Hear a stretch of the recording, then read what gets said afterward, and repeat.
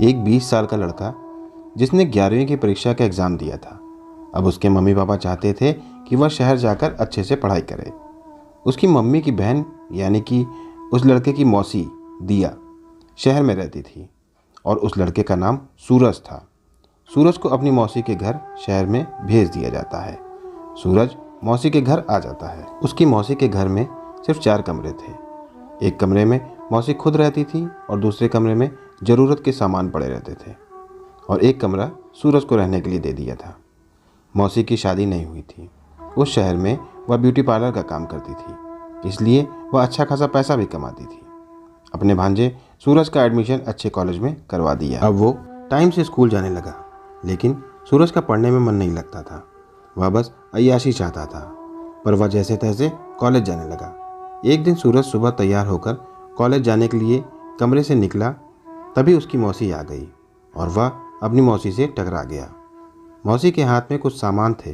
टकराने की वजह से सब ज़मीन पर गिर गए थे। उसकी मौसी जैसे ही सामान उठाने के लिए नीचे झुकी तो सूरज को वह दिख गया जो देखकर एक लड़के की नीयत खराब हो जाती है। उसके बाद सूरज कॉलेज चला गया। अब सूरज के दिमाग में अपनी मौसी के प्रति गलत ख्याल आने लगे। अब वह अपनी मौसी को जब भी देखता तो उन निगाहों से देखता जैसे कि वह उनकी पत्नी हो। सूरज बस अब मौके की फिराक में रहने लगा कि कब अपनी मौसी के साथ गलत काम कर सके। सूरज की एक गर्लफ्रेंड बन गई थी। वह लड़की सूरज से बहुत प्यार करती थी। एक दिन सूरज ने उसको अपनी मौसी के घर पर बुलाया था, जहां वह अभी रह रहा है। दोनों में खूब बातचीत होने लगी। वो दोनों आपस में मीठी मीठी बातें करते थे। तभी सूरज को कुछ आवाज़ें सुनाई दी। उसने सोचा, मेरी मौसी की तो अभी शादी नहीं हुई, तो ये आवाज़ें कैसी? दरवाजे के ऊपर एक छोटा सा जंगला था। सूरज ने स्टूल लगाकर कमरे में देखा तो पता चला कि मौसी एक लड़के के साथ मियाँ बीवी की तरह थीं। सूरज ने अपना मोबाइल निकाला और दोनों की वीडियो बना ली। उसके बाद अपने कमरे में आ गया। सुबह जब सूरज मौसी के साथ बैठकर नाश्ता कर रहा था तो उसने मौसी से कहा, मौसी आपको एक चीज़ दिखाता हूं। मौसी बोली, ठीक है दिखाओ। सूरज ने जैसे ही वीडियो मौसी को दिखाया तो मौसी की आंखें फटी की फटी रह गईं और बोली, यह तुम्हें कहाँ से मिली? सूरज ने फिर बताया कि रात को मैंने तुम दोनों को यह सब करते देख लिया था। उसी टाइम मैं इस वीडियो को रिकॉर्ड कर लिया था। अब मौसी समझ नहीं पा रही थी कि आखिर सूरज मुझसे चाहता क्या है। मौसी ने कहा, डिलीट कर दो इसे। सूरज ने ब्लैकमेल करते हुए कहा कि तुम मेरे साथ भी यही करोगी तो मैं इसे डिलीट करूँगा, नहीं तो मैं इसे पूरे मोहल्ले को दिखाऊंगा और फेसबुक पर डाल दूंगा, वो अलग। उसकी मौसी अपनी इज्जत बचाने के लिए मान गई।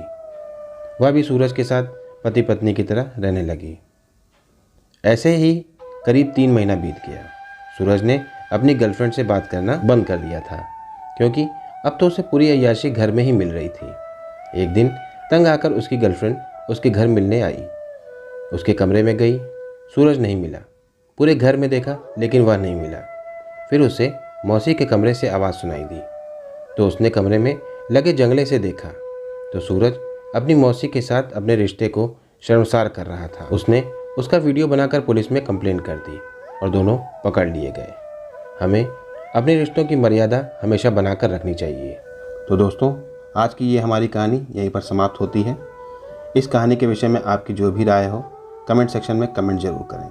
वीडियो को लाइक कर लें, चैनल को भी सब्सक्राइब कर लें, बेल आइकन को प्रेस करके उसे ऑल पर सेट कर लें, ताकि मेरी आने वाली सभी वीडियोज़ और सभी नई कहानियों के नोटिफिकेशन सबसे पहले आप तक पहुंच सकें। मिलता हूं फिर किसी नई कहानी के साथ। तब तक के लिए धन्यवाद।